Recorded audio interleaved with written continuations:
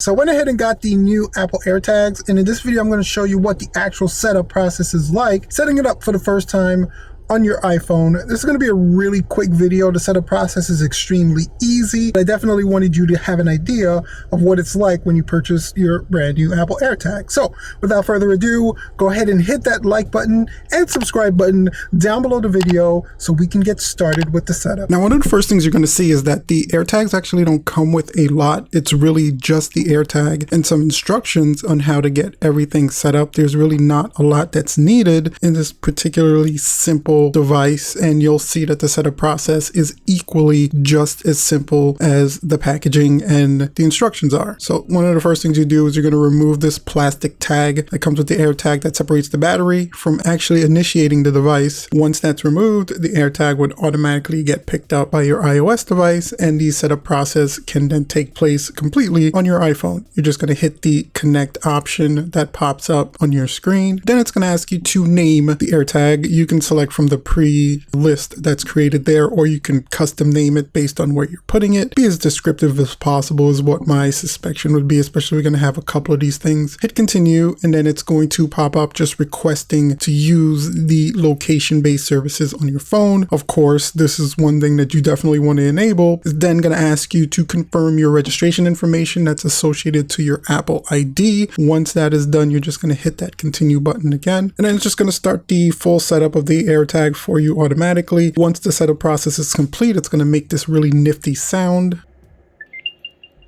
And that's it. You're basically all set. To rename the AirTag, you just go to the rename option on that menu. It pops up that same predisposed list, or you can do the custom list similar to what you had before. And all you're really doing is just completely deleting the initial name that you have there. You also have the ability to remove the AirTag from your Apple ID, and it's going to ask you to confirm that you're removing it a couple of times just to make sure that you want to remove it completely. You can also play sounds to locate the AirTag if it's not in visible sight.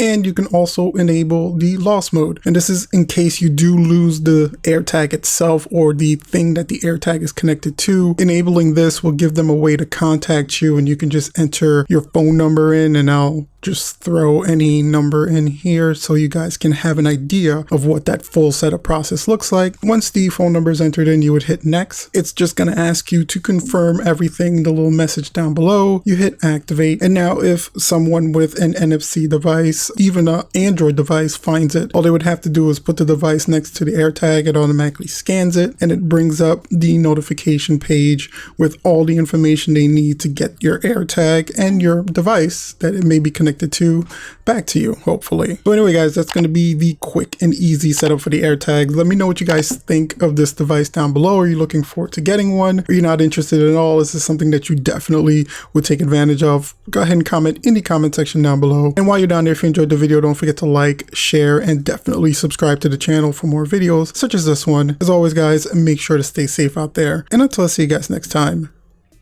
peace out.